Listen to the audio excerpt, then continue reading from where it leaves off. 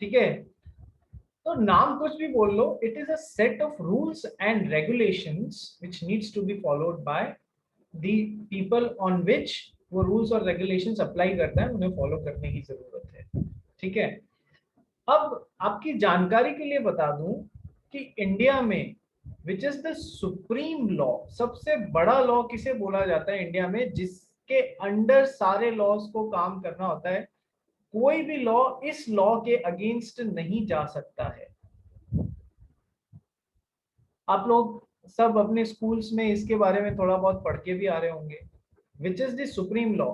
Can anybody of you tell me कि supreme law कौन सा होता है?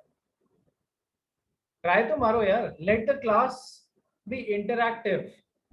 Interactive in the sense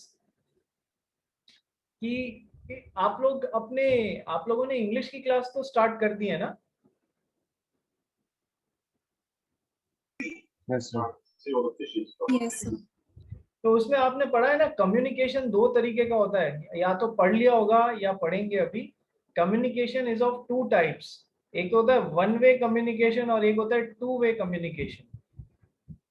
to way communication में टीचर अपने स्टूडेंट्स को कुछ बोल रहा है तो स्टूडेंट्स भी तो टीचर्स को वापस कुछ बोलेंगे। टू वे, दोनों तरफ से हो रहा है, इधर से इधर भी, इधर से इधर भी। तो I want my class to have a two way communication. नहीं तो ऐसा लगेगा बस मास्टर जी आए और लेक्चर झाड़ के चले गए, ऐसा मत कर लेना यार। ठीक है, so the supreme law of the land is constitution of India. कुछ ना कुछ सिविक्स में या कहीं पर अपनी स्कूल में पुरानी क्लासेस में इसके बारे में पढ़ के आ रहे होगे आप। कॉन्स्टिट्यूशन ऑफ इंडिया, ये जो अपनी देश का सबसे बड़ा कानून है, जिसके बारे में जिसके अंडर सारे लॉ को काम करना पड़ता है। अब मान लीजिए कॉन्स्टिट्यूशन ऑफ इंडिया में कोई बात लिखी हुई है कॉन्स्टिट्यूशन में, और कोई दूसरा एक्ट में कोई एक सेक्शन इसके खिलाफ चला जाता है, तो वो सेक्शन नल एंड वॉइड होगा, क्योंकि कोई भी चीज कॉन्स्टिट्यूशन की स्पिरिट के अगेंस्ट नहीं हो सकती है। ये बात आप लोग ध्यान रखिएगा। ठीक है, जस्ट एक जनरल ओवरव्यू दे रहा हूं मैं आपको, लॉ होता क्या है। अब देखो, सेक्शंस, एक्ट में क्या मिलेंगे आपको? सेक्शंस।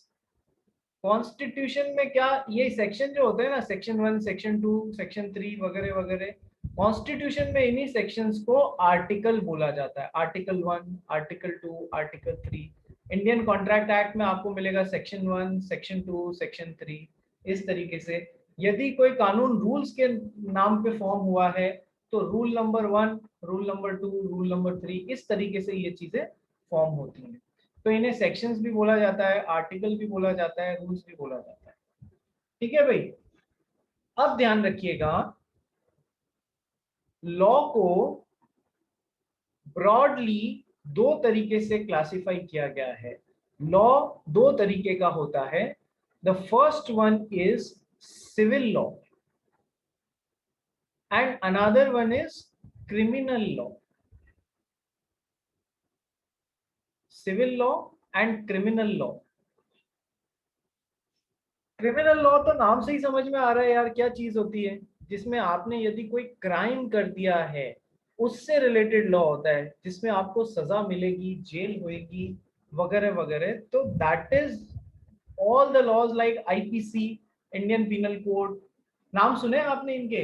आईपीसी की, इंडियन पिनल कोड, ताजीराते। अच्छा, हिंदी फिल्में देखते हो आप लोग? डू यू ऑल सी हिंदी फिल्में? पुरानी वाली कभी न कभी घर में चल रही होंगी और आपने देखी है। हाँ या ना, कुछ बोलो। 90s। Commit, sir. यस। हाँ सर।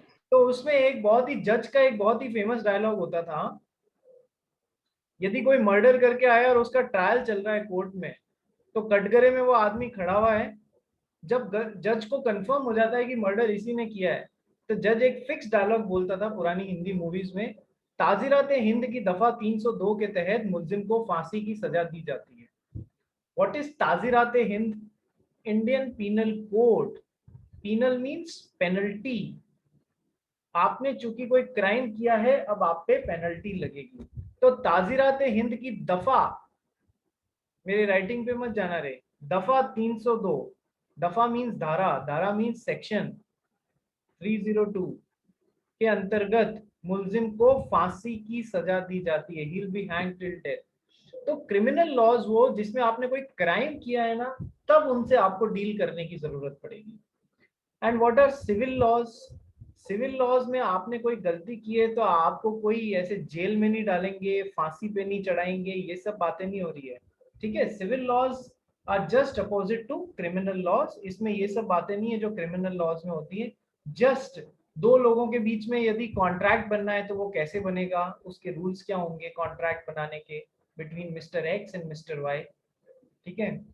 या फिर मिस्टर एक्स जो है वो और मिस्टर वाई मिलके एक पार्टनरशिप खोलना चाह रहे हैं, तो उस पार्टनरशिप से रिलेटेड क्या क्या रूल्स एंड रेगुलेशंस होंगे, ठीक है।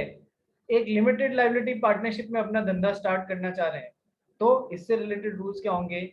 वो एक कंपनी खोलना चाह रहे हैं तो कंपनी से रिलेटेड रूल्स क्या होंगे। तो ये सब बातें जो हैं ये आपके सिविल लॉज में आएंगी। सिविल लॉज में भी बहुत सारी ब्रांचेस होती हैं अलग अलग, उसमें से एक ब्रांच होती है बिजनेस लॉज। उसमें से एक ब्रांच होती है बेटा बिजनेस लॉज, ठीक है। अब आपको केवल और केवल अभी फाउंडेशन में यही वाली ब्रांच पढ़नी है।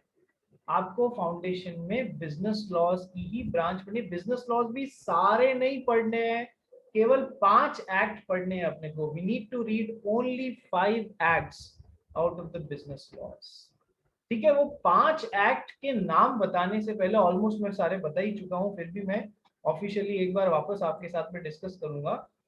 वो 5 एक्ट के नाम अपने को क्या पढ़ना है यार। सिविल लॉज में भी एक स्पेशल ब्रांच सिविल लॉज की विच इज बिजनेस लॉज, ठीक है। मेरा एक क्वेश्चन है उन पांचों एक्ट का प्रॉपर नाम आपको बताने से पहले।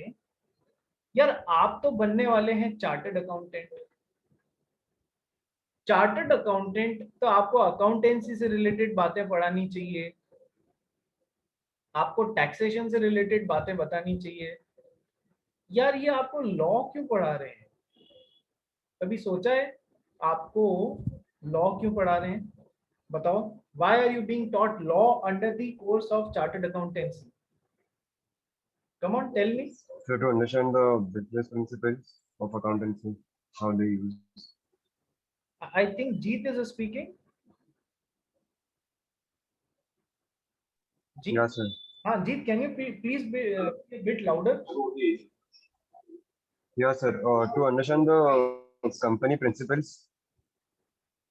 जीत, I am not able to hear you properly, can you please be a bit louder?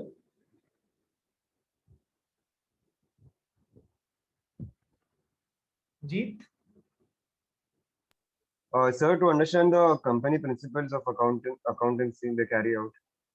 To understand the principles of accountancy आपको लॉ पढ़ाया जा रहा है। एक हद तक सही भी बोल रहे हैं। देखो बात समझना, चाहे टैक्सेशन हो, अब टैक्सेशन किससे गवर्न होता है यार? इनकम टैक्स एक्ट से गवर्न होता है या नहीं होता है? इनकम टैक्स एक्ट है आपका 1960s में बना हुआ, उससे गवर्न होता है। अब आप अकाउंटिंग भी कर रहे हो, ठीक है। मान लो आप किसी कंपनी में एक चार्टर्ड अकाउंटेंट बन गए। चार्टर्ड अकाउंटेंट बन गए, उस कंपनी को कैपिटल की रिक्वायरमेंट है, पैसा, मैं बोलूंगा पैसे की रिक्वायरमेंट है। तो दो तरीके हैं, या तो इक्विटी शेयर्स इशू करे या फिर डिवेंचर्स इशू करे। दो तरीके, मान लो ब्रॉडली दो तरीके हैं। आप लोगों ने इसकी एंट्रीज भी पढ़नी स्टार्ट कर दी होंगी ना, those who are in 11th and 12th, उन्होंने काफी कुछ मतलब देख ली होगी, पढ़ ली होगी। तो अब अपना कंपनीज एक्ट में ऐसा कुछ मेंशन किया हुआ है कि डिबेंचर्स जो है ना वो डिस्काउंट पे इशू नहीं किए जा सकते। फॉर एग्जाम्पल, डिस्काउंट पे नहीं इशू किए जा सकते यदि ऐसा कंपनीज एक्ट में लिखा हुआ हो और आपने लॉ पढ़ा हुआ ही नहीं हो, कंपनीज एक्ट को पढ़ा हुआ ही नहीं हो, तो आप तो जाओगे और कहोगे हम तो डिबेंचर्स को डिस्काउंट पे इशू करेंगे, ठीक है, या डिस्काउंट पे रिडीम करेंगे, और कंपनीज एक्ट उसके खिलाफ जा रहा है। सो आप कैसे चार्टर्ड अकाउंटेंट होंगे यदि आपने लॉ नहीं पढ़ा हुआ होगा? You will become a handicapped chartered accountant. तो आपको सही में स्पिरिट में काम करना आवे, लॉ के अकॉर्डिंग ही चलना पड़ेगा अपने को, ठीक है। अब आपके अकाउंटेंसी में एक टॉपिक आता होगा पार्टनरशिप का, ठीक है। तो कहीं ना कहीं उसका कोरिलेशन आपको इंडियन पार्टनरशिप एक्ट 1932 से भी मिलेगा। उसके अकॉर्डिंग ही सारी चीजें होनी चाहिए, उसके दायरे में ही होनी चाहिए, ठीक है। तो आप इन्हें सही से हैंडल नहीं कर पाओगे यदि आपने लॉ नहीं पढ़ा हुआ होगा। हम कोई आपको क्रिमिनल लॉज या दूसरे लॉज नहीं पढ़ा रहे, केवल वही लॉज पढ़ा रहे हैं जिनका बिजनेस से लेना देना है, ठीक है। वन मोर थिंग, लॉ का जो सब्जेक्ट है, दो सब्जेक्ट्स आपके ऐसे हैं अभी, अकाउंटेंसी और लॉ, जो आपका फाउंडेशन में, जो आपका सीए इंटर में, और जो आपका सीए फाइनल में, तीनों ही लेवल्स पे ये दोनों आपका पीछा नहीं छोड़ेंगे। हर लेवल में आपके साथी बन के आपके साथ में आते रहेंगे। तो ये मत सोचना कि लॉ बस फाउंडेशन में पढ़ लिया पीछा छूट जाएगा, ऐसा नहीं होता है। फाउंडेशन में, इंटर में और फाइनल में ये दोनों सब्जेक्ट्स ऐसे हैं बेटा जो आपके हर लेवल पे आपका साथ देने के लिए मौजूद रहेंगे। सो इनसे दोस्ती कर लेना, इनसे भागने की बिल्कुल भी कोशिश मत करना। अब आ जाओ, थोड़ा सा डिस्कशन में आपसे करता हूं कि आपके लॉ बनता कैसे है। जस्ट एक 2 मिनट हम लोग इस पे और लगाएंगे, फिर अपने कोर क्रक्स की तरफ आ जाएंगे। चलो एक छोटा सा एग्जांपल लेते हैं। लॉ के सोर्सेस क्या है, लॉ बनता कैसे है, क्यों।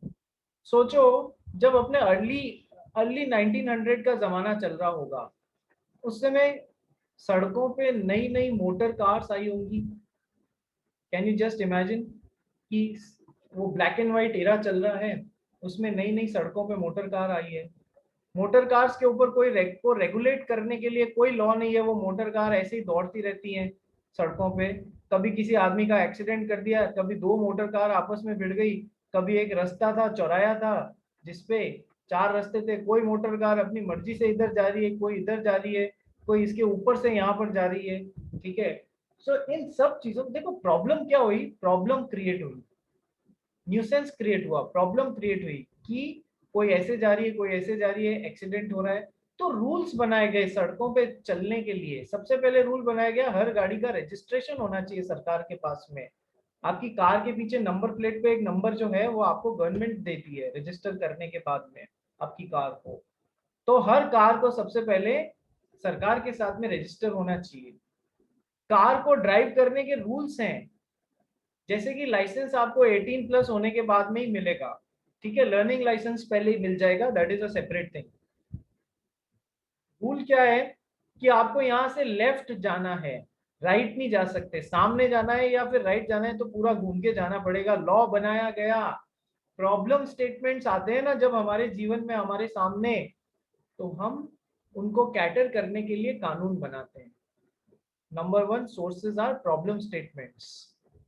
सेकेंड सोर्सेस, हमारे यहाँ पर पास्ट से ही बहुत सारी ट्रेडिशंस चल रहे होते हैं।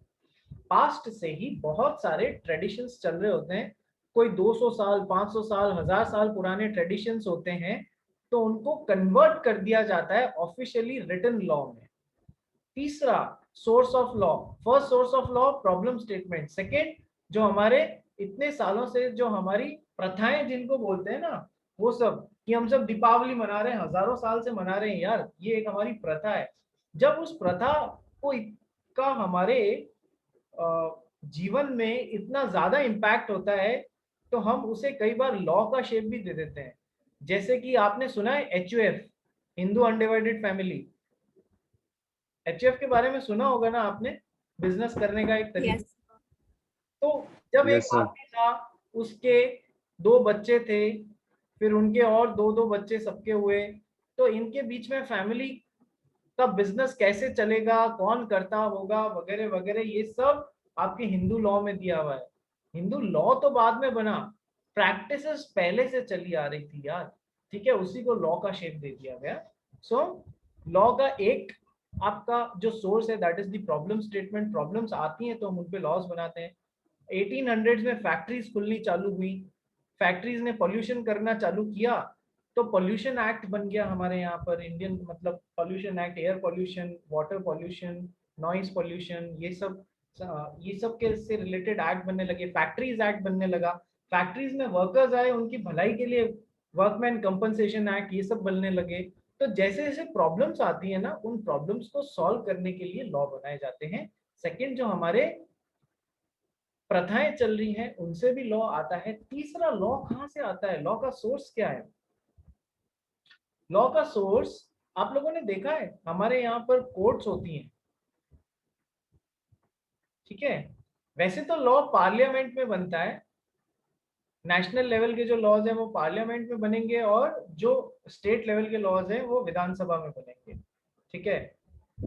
लेकिन जो हमारे यहाँ पर जो कोर्ट्स होते हैं, ठीक है, वो उन बने हुए लॉज को इंटरप्रेट करते हैं और जजमेंट देते हैं। कई बार कुछ जजमेंट इतने इंपॉर्टेंट हो जाते हैं कि हम वैसी सिचुएशन में, दूसरी सिचुएशन में उन पुराने जजमेंट से गाइड होने लग जाते हैं, हम पुराने जजमेंट से गाइड होने लग जाते हैं। तो इंडिया में जो पुराने जजमेंट्स आए हुए हैं सिमिलर सिचुएशंस में, वो भी हमारे लिए सोर्स ऑफ लॉ एक्ट जैसे एक्ट करते हैं। कोर्ट्स कोई बैठ के कानून बनाने का काम नहीं करते हैं, वो तो पार्लियामेंट का काम है, लेकिन उन्हें इंटरप्रेट करके और उनमें कुछ गलत है तो वो पार्लियामेंट को ध्यान दिला के, और जो सही है उसको उन्हीं लॉज का इंटरप्रिटेशन करके उन लॉज को एक नया एंगल देना। तो हम ये बोलते हैं कि इंडिया में लॉ का one of the sources is courts के डिसीजंस एंड जजमेंट्स। यही यही तो कारण है कि जो लोअर कोर्ट है वो हायर कोर्ट के डिसीजन से गाइड होता है, बाइंड होता है, और हाई कोर्ट सुप्रीम कोर्ट के डिसीजन से बाइंड होता है। तो ये सब सोर्सेज ऑफ लॉ हैं जो नीचे तक फ्लो होते हैं, ठीक है। जस्ट एक जनरल अंडरस्टैंडिंग के लिए मैंने आपको बताया लॉ क्या होता है, लॉ बनता कैसे है, प्रॉब्लम स्टेटमेंट्स आती हैं, ठीक है, लॉ के सोर्सेज क्या क्या हैं, ये सब एक जनरल आपको बातें डिस्कस करनी है, करी मैंने आपके साथ में। एज ए चार्टर्ड अकाउंटेंट आपको लॉ पढ़ने की क्यों जरूरत है? बिना लॉ पढ़े ही आप चार्टर्ड अकाउंटेंट बन जाओगे तो आप एक हैंडीकैप चार्टर्ड अकाउंटेंट हो जाओगे, कोई मतलब ही नहीं रहेगा उस बात का फिर, ठीक है, सारे डिसीजंस गलत होंगे। यदि आपको अपने कंपनी के तौर पे आप कंपनी में चार्टर्ड अकाउंटेंट जैसे जाते हो, तो क्या आपका काम केवल अकाउंट्स अकाउंट्स मेंटेन करना ही होगा क्या? नहीं रे, आपको जिम्मेदारी दी जाएगी मैनेजरियल पोस्ट की, मैनेजरियल पोस्ट, और you might one day become a CEO और सीएफओ, चीफ फाइनेंशियल ऑफिसर, और या फिर चीफ एग्जीक्यूटिव ऑफिसर, और you may become a vice president, someday president also of that company, God knows, ठीक है। अब आपको मैनेजरियल पोस्ट पे बैठा तो दिया, लेकिन आपको पता ही नहीं कि किसी पार्टी के साथ में कॉन्ट्रैक्ट बनाने के क्या क्या नियम होते हैं। तो आप तो जाओगे और अपनी मर्जी से एक कॉन्ट्रैक्ट बना के आ जाओगे किसी थर्ड पार्टी के साथ में, जबकि आपको पता होना चाहिए कॉन्ट्रैक्ट बनाने के लिए पार्टीज की मिनिमम एज 18+ ईयर्स होनी चाहिए, 18 साल के माइनर के साथ में आप कॉन्ट्रैक्ट नहीं बना सकते। ये जब लॉस पड़े हुए होंगे तभी तो ध्यान पड़ेगा आपको, ठीक है। अनसाउंड माइंड का पर्सन है जो लुनाटिक है, पागल है, लुनाटिक असाइलम में, उसके साथ में आप कॉन्ट्रैक्ट नहीं बना सकते। बात समझ में आई? तो जब लॉस पढ़ेंगे ना तभी तो समझ में आएगा, तभी तो जिस पोजीशन पे हम बैठे हैं उसके साथ में जस्टिस कर पाएंगे, न्याय कर पाएंगे, ठीक है जी। Without wasting any further time, let's come to those 5 acts जो हम पढ़ेंगे अपने पूरे फाउंडेशन के कोर्स में। देखो ये 40 मिनट्स का सेशन जब खत्म हो जाए ना तो ऑटोमेटिकली रिजॉइन कर लेना सेम लिंक पे, सो दैट अपन 8:30 तक कंटिन्यू कर सकें। बात समझ आ गई? बोलो हाँ। Yes, sir. Yes, sir. आइए let's start discussing your paper, ठीक है।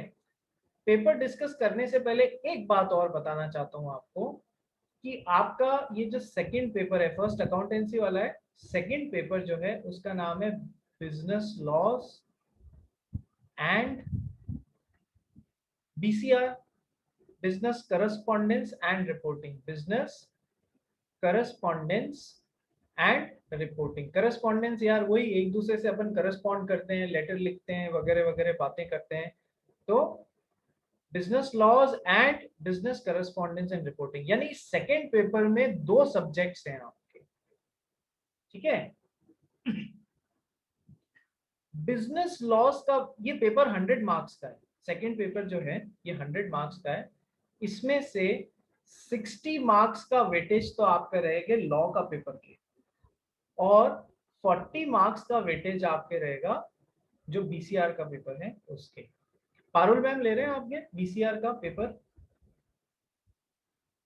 Yes, sir.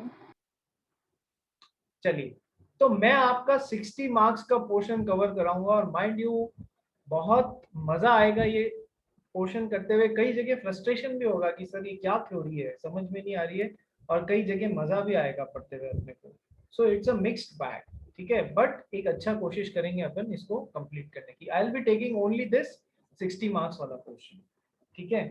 नेक्स्ट, अब इस 60 मार्क्स वाले पोर्शन में आपको 5 एक्ट्स ये पढ़ने पड़ेंगे। पहला तो होगा आपका the Indian contract act 1872, second is the sale of goods act 1930, the Indian partnership act 1932, the limited liability partnership act 2008, the companies act 2013। ये 5 एक्ट्स अपने को पढ़ने रहेंगे। For your information, Indian contract act पूरा नहीं पढ़ना रहेगा, इसका कुछ पोर्शन आपके सीए इंटर में भी आएगा, तो पूरा नहीं है, कुछ पोर्शन सीए इंटर के लिए। सेल ऑफ गुड्स एक्ट पूरा पढ़ना रहेगा, पार्टनरशिप पूरा पढ़ना रहेगा, लिमिटेड लायबिलिटी पार्टनरशिप एक्ट पूरा पढ़ना रहेगा। Now let's come to the companies act. Companies act में फाउंडेशन में बहुत छोटा सा पार्ट है, ये तीनों लेवल्स पे पढ़ना रहेगा आपको, फाउंडेशन में, इंटर में और फाइनल में, तीनों लेवल्स पे आपको पढ़ना रहेगा। बात समझ आ गई? तो फाउंडेशन में तो बहुत छोटा सा पार्ट है इसका, जल्दी कवर कर लेंगे, बेसिक्स हैं। अच्छा, ये 5 एक्ट अपने को पढ़ने रहेंगे कि कॉन्ट्रैक्ट कैसे बनता है, दो लोगों के बीच में एग्रीमेंट और कॉन्ट्रैक्ट कैसे बनता है, इससे रिलेटेड रूल्स आपको पढ़ने रहेंगे इंडियन कॉन्ट्रैक्ट एक्ट 1872 में। अब ये क्या बात बताओ, ये इंडियन कॉन्ट्रैक्ट एक्ट के बाद में कॉमा करके और 1872 क्या, ये फिगर क्या लिखा हुआ है, ये न्यूमेरिकल्स क्या लिखे हुए हैं? What is this 1872? Sir, it is the year when the act was released. It is that year in which the act got published और एनेक्टेड, या फिर जो लागू हो गया था पूरे इंडिया में, ये वो वाला साल है 1872, ठीक है, ऑफिशियली लागू हो गया था। वेरी करेक्ट, जिसने भी बोला। तो कॉन्ट्रैक्ट एक्ट बहुत पुराना है, 1872 में बना हुआ। सेल ऑफ गुड्स एक्ट 1930 में बना हुआ, इंडियन पार्टनरशिप एक्ट 1932 में बना हुआ। ये दो नए लग रहे हैं अभी अभी के रिसेंट के, लिमिटेड लायबिलिटी पार्टनरशिप एक्ट और कंपनीज एक्ट, ये दो कंपैरेटिवली नए लग रहे हैं ना, 2008 और 2013 के। इससे पहले ये जो 3 एक्ट हैं ये बहुत पुराने हैं। अब आप एक बात नोटिस करने की कोशिश करो, ये एक्ट जो the Indian contract act, the sale of goods act और जो द इंडियन पार्टनरशिप एक्ट, ये तीनों ही आजादी के पहले के बने हुए, इंडिपेंडेंस एरा के पहले के हैं, प्री इंडिपेंडेंस एरा के बने हुए हैं। ईयर से ही पता लग रहा है इंडिपेंडेंस कब कब मिली थी भाई, इंडिपेंडेंट कब हुए थे अपन, इन द ईयर 1947. 1947। तो ये तीनों ही 1947 के पहले के हैं। बात समझ में आई? हाँ सर. ठीक है, 1947 के पहले के हैं। तो एक बात बताओ, उस समय इंडिया में किसका राज चलता था? British. ब्रिटिशर्स का राज चलता था। ब्रिटिशर्स का राज चलता था, तो मेजरली ये लॉज क्या हैं, ब्रिटिश लॉज या इंग्लिश लॉज के कट कॉपी पेस्ट ही मिलेंगे आपको। समझ में आया? क्योंकि हम उस समय किन से गाइड हो रहे थे, इंग्लिश पीपल से गाइड हो रहे थे, तो ये जो लॉज है ना, ब्रिटिश लॉज के आसपास ही मिलेंगे आपको। ये लॉज ब्रिटिश लॉज के आसपास ही मिलेंगे आपको, उन्हीं की स्पिरिट पे बने हुए हैं। तो अब नाम ध्यान से पढ़ो। द इंडियन कॉन्ट्रैक्ट एक्ट में एक वर्ड इंडियन आ रहा है, ठीक है, ध्यान से सुनना। एक वर्ड आ रहा है द इंडियन कॉन्ट्रैक्ट एक्ट 1872। ये वर्ड इंडियन क्यों आ रहा है? कारण सोच सकते हो कारण? Why this word Indian is coming here? सोचो, कुछ भी वाइल्ड गेस मारो। Because the Indians क्योंकि ने बना इसे। मेरी आप लोगों से रिक्वेस्ट है, आप जो भी बोलें वो थोड़ा सा लाउडली बोलें। क्योंकि वो सिर्फ इंडियंस के, क्योंकि ये सिर्फ इंडियंस के लिए है। One of the students is saying sir इसमें ये इंडियन वर्ड इसलिए आया है क्योंकि ये इंडियंस के लिए है। यदि इसकी बात से अपन सहमत हो तो पाकिस्तान में क्या लगेगा? Pakistan contract act. ऑस्ट्रेलिया में क्या लगेगा? Australian contract act. अमेरिका में क्या लगेगा? American contract act. क्या ऐसा होगा? बताओ। कोई जरूरी नहीं है, कोई जरूरी नहीं है, कोई जरूरी नहीं है। अभी अभी मैंने आपको बताया ये कब बने हुए हैं रे? 1872 में।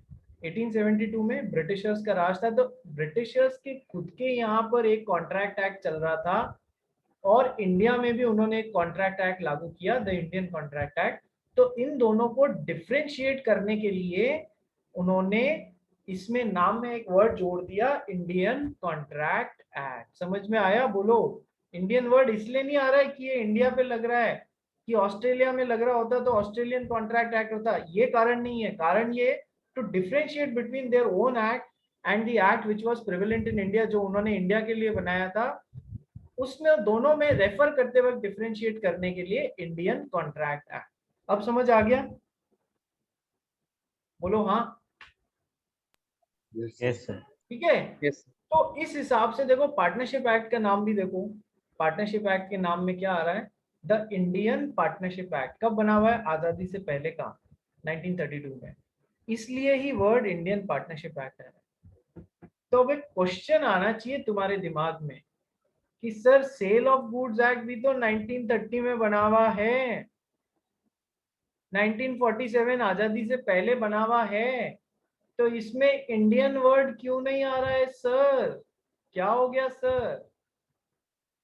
आप जो लॉजिक बता रहे हो उस हिसाब से तो इसमें भी Indian sale of goods act आना चाहिए था। क्वेश्चन समझ आया? हाँ सर। तो सर इसका आंसर ये है कि इसमें वर्ड इंडियन था जब बनाया गया था इसे, तो इसका नाम था the Indian sale of goods act. Indian sale of goods act. ठीक है।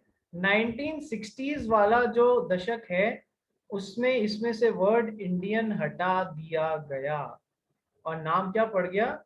Cell of goods act 1930। ठीक है। 1960 में इसमें अमेंडमेंट किया गया, चेंजेस किए गए और नाम इंडियन हट गया। सर ऐसा है तो फिर है ना, कॉन्ट्रैक्ट एक्ट में से क्यों नहीं हटाया और अपने पार्टनरशिप एक्ट 1932 में से क्यों नहीं हटाया सर? इसी में से क्यों हटाया? क्योंकि इसलिए क्योंकि हमारी सरकार किस तरीके से काम करती है मुझे आपको बताने की जरूरत नहीं है। एक में से हटा दिया, दो में रहने दिया। There is no logic behind it. But sale of goods act SOGA में भी पहले इंडियन वर्ड था जो 1960s में हटा दिया गया। ठीक है। और ये दो तो बने ही बाद में हैं, पोस्ट इंडिपेंडेंस एरा में, तो इनमें कहीं वर्ड इंडियन इंडियन नहीं आ रहा है। ठीक है। उन्होंने इसकी जरूरत नहीं समझी। ठीक है जी। तो अब थोड़ा सा मैं आपको बता दूं, कॉन्ट्रैक्ट एक्ट में आप लोग क्या पढ़ेंगे, सेल ऑफ गुड्स एक्ट में क्या पढ़ेंगे, पार्टनरशिप में क्या पढ़ेंगे, एलएलपी में क्या पढ़ेंगे और कंपनीज में क्या पढ़ेंगे। ठीक है, आओ देखते हैं, सुनते हैं, समझते हैं। एक्स वाई को अपना जमीन का टुकड़ा बेच रहा है, लैंड दे रहा है, और वाई जो है वो एक्स को बदले में 50 लाख रुपीस का पेमेंट कर रहा है। तो क्या इन दोनों के बीच में एक एग्रीमेंट या कॉन्ट्रैक्ट बन रहा है या नहीं बन रहा है? बोलो। हाँ सर, बन रहा है। तो ये हो रहा है सर। ट्रांजैक्शन किससे गवर्न होगा? इंडियन कॉन्ट्रैक्ट एक्ट से गवर्न होगा। कॉन्ट्रैक्ट वाली सारी बातें होनी चाहिए इसमें, जैसे कि ये पार्टी 18 साल से ज्यादा की होनी चाहिए, ये पार्टी भी 18 साल से ज्यादा की होनी चाहिए, नंबर 1। नंबर 2, ये पार्टी साउंड माइंड की होनी चाहिए, पागल नहीं होनी चाहिए कॉन्ट्रैक्ट बनाते वक्त, ये भी साउंड माइंड की होनी चाहिए। इस पार्टी से इस पार्टी को कुछ चीज जा रही है, कंसिडरेशन जा रहा है, क्या जा रहा है? लैंड जा रहा है। तो जब एक्स ने वाई को कुछ कंसिडरेशन दिया तो हमारा कॉन्ट्रैक्ट एक्ट बोलता है वाई को भी एक्स को कुछ कंसिडरेशन देना पड़ेगा, इसको भी 50 लाख देना पड़ेगा, बदले में कुछ तो देना पड़ेगा। और जब वाई एक्स को 50 लाख दे रहा है तो उसे भी बदले में कुछ मिलना चाहिए, बदले में उसे क्या मिल रहा है? लैंड का पीस मिल रहा है। तो ये बातें, ये रूल्स कहाँ लिखे हुए हैं कि मतलब कैसे कॉन्ट्रैक्ट बनेगा और कैसे कॉन्ट्रैक्ट डिस्चार्ज होगा, बनने से लेकर डिस्चार्ज होने तक के सारे रूल्स रेगुलेशंस ये इंडियन कॉन्ट्रैक्ट एक्ट में दिए हुए हैं। अरे ये कॉन्ट्रैक्ट एक्ट तो ऐसा है जो न केवल आपके सीए फाउंडेशन क्लियर करने में मदद करेगा, बट लाइफ के हर एस्पेक्ट में जब आप शादी करेंगे तो शादी करना भी एक तरीके का कॉन्ट्रैक्ट माना गया है between the husband and the wife, between the boy and the girl. ठीक है, नंबर 1। नंबर 2, शादी करने के बाद जमीन खरीदेंगे तो उसमें भी कॉन्ट्रैक्ट लगेगा। जब आप कहीं चार्टर्ड अकाउंटेंट बन गए और आपने बिग 4 में जॉब के लिए अप्लाई किया और आपको जॉब मिल गई, तो आपके बीच में मान लीजिए जिग्नेश है, जिग्नेश और ईएनवाई के बीच में, अर्नस्ट एंड यंग के बीच में वो इसे ऑफर लेटर देंगे, इसने एक्सेप्ट करेगा, तो दोनों के बीच में मतलब ये जॉब देंगे और ये जॉब लेगा, उस बाबत एक कॉन्ट्रैक्ट बनेगा।